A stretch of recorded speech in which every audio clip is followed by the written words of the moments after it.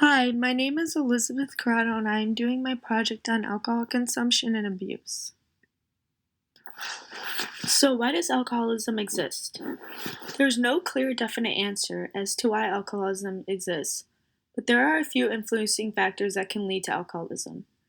First of all, alcohol is one of the most commonly abused substances in America. Why is that so?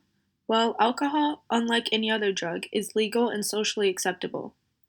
Alcohol can be easily obtained for a cheap price by anyone aged 21 and over. Furthermore, alcohol is promoted widely by media. Alcohol ads are displayed at almost every commercial break on TV.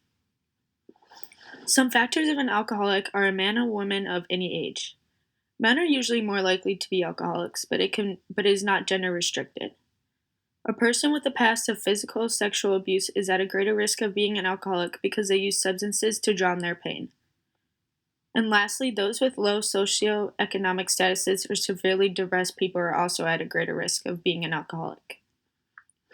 Alcoholism dates all the way back to 7000 BC in China and India, and excessive use of alcohol picked up in the 18th century when UK encouraged alcohol usage for medicinal purposes.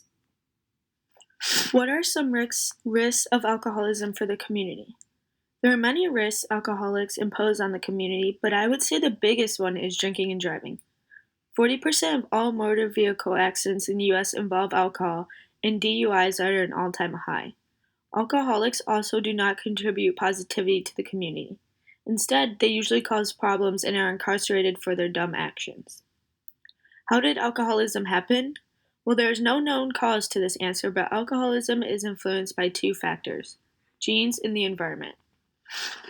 Those who inherit an addictive gene are at a greater risk of becoming an alcoholic, and this is known as type 2 alcoholism. Those who do not inherit the gene but are influenced by their environment through peer pressure or any other factors can also become an alcoholic. These people often associate alcohol with the belief that it'll create awesome positive effects. Finally, there is type 1 alcoholism where the presence of a gene and certain environmental factors cause alcoholism. How to solve alcoholism? Alcoholism can be treated through various ways. Detoxification is one option where the alcoholic rids the body of alcohol all at once. This is usually very hard to do and stick with, so people often attend rehab. Rehab is a closed environment where they rid patients of alcohol in addition with encouraging them positive behaviors and coping skills to take into the outside world once they are released. Similar to rehab is a 12-step program. This program offers a support group where alcoholics meet and encourage each other to do good. Finally, if someone's alcoholism is extreme, they can take medication to control their addictive personality. There are two historical examples I wanted to talk about in relation to alcoholism. The first one is the Prohibition. The Prohibition is when the U.S. Constitution passed the 18th Amendment, which banned the manufacture and transportation and sale of alcohol in America. Its main goal was to reduce drinking by eliminating it altogether, which would lower alcoholism. The Prohibition leaders saw that alcohol was tearing families apart and causing irresponsible actions in fathers. The Prohibition was mostly supported by women because their husbands would come home and be very aggressive towards their family and also spend all their money at the bar instead of using it to pay rent. Another example was taxation.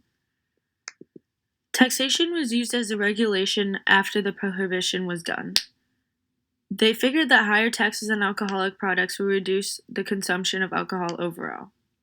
21 cents per ounce of alcohol is the taxation as of right now, and that created $9.7 billion in revenue. How to prevent alcoholism? Well, one of the greatest ways to prevent alcoholism is through education. Educating children through programs such as DARE, Alcohol EDU, and Project Alert can teach young children and young adults the consequences of excessive alcohol use.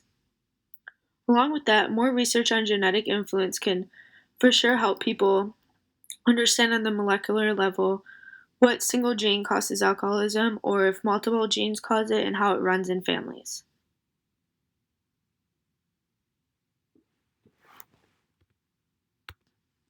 My personal opinion is that alcoholism can be best prevented through education. In 6th grade, I attended DARE where I learned at a young age that alcohol was bad. That has stuck with me forever, and now I have a negative association with alcohol. Teaching kids that alcohol can ruin their lives forever is the first step to preventing alcoholism.